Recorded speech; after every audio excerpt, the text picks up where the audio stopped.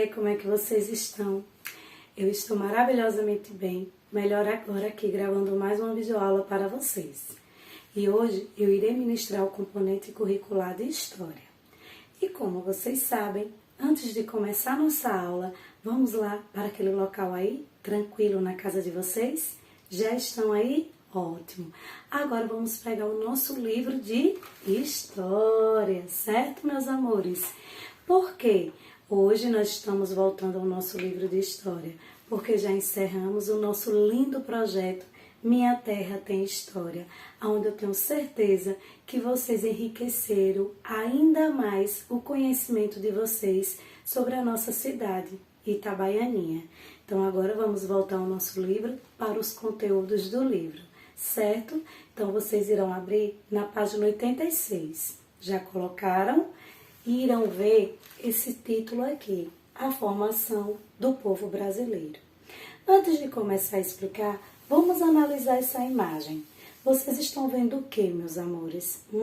Isso, várias pessoas, não é isso? Só que o que é que ele quis dizer com essa imagem aqui? Ele não, ela, que foi quem fez essa obra de arte aqui, que é uma tela, né, pintada de várias pessoas que são operários. O que é que ela quer falar sobre essa imagem? Que aqui vocês podem perceberem, olhando aí no livro de vocês, que vocês têm várias pessoas, com cada uma com sua descendência.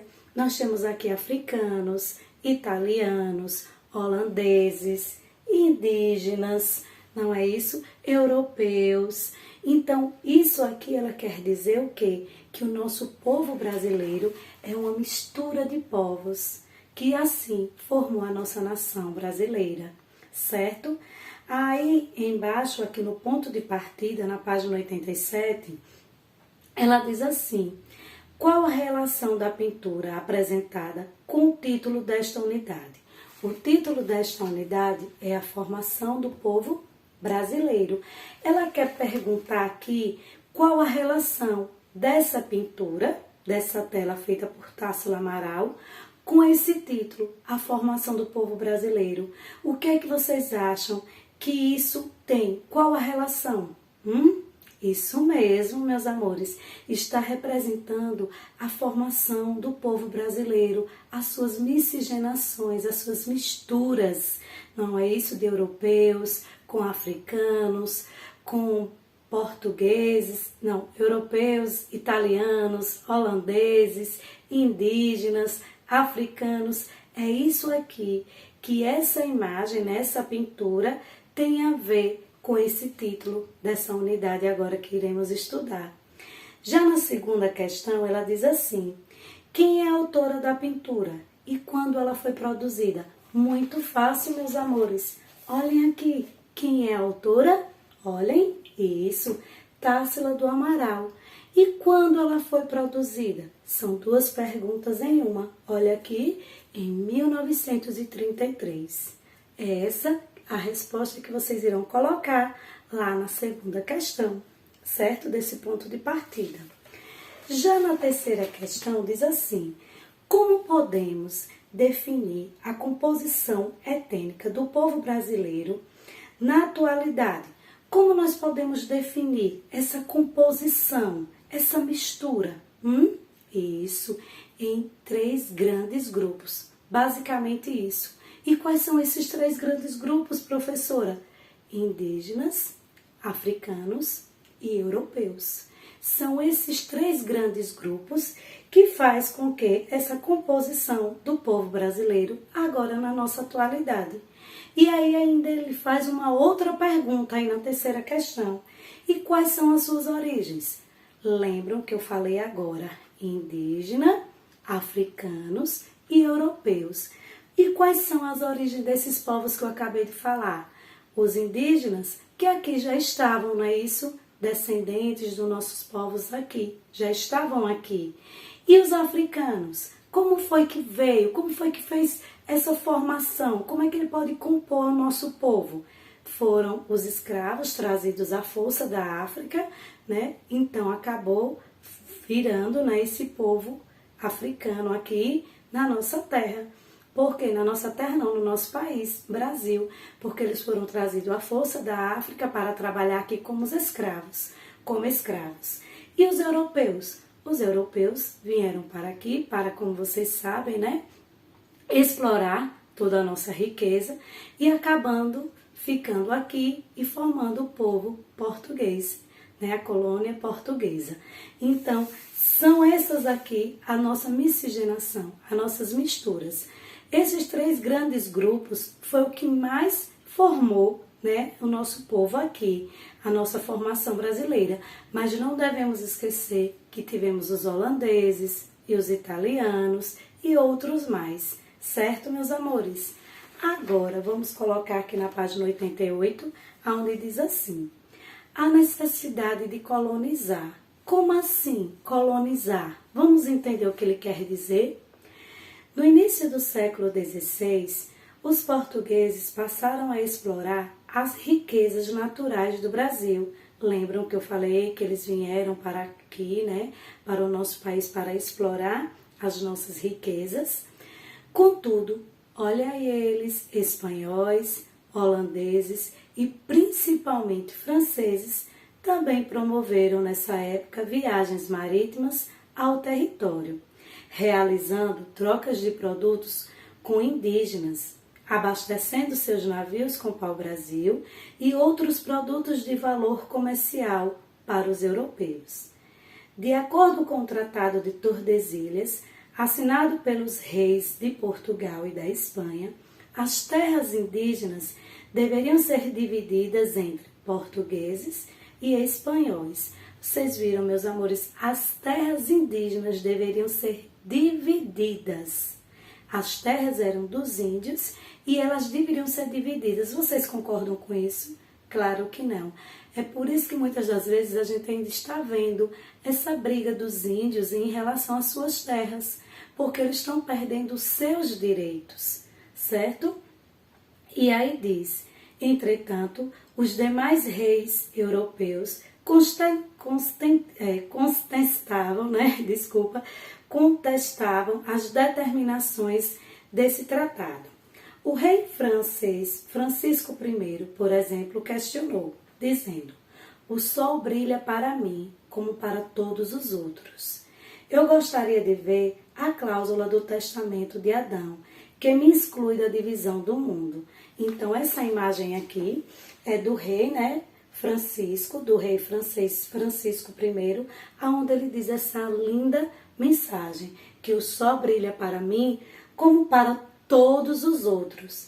E ele gostaria de ver onde tem essa cláusula lá no testamento, onde diz que Adão excluiu ele da divisão do mundo.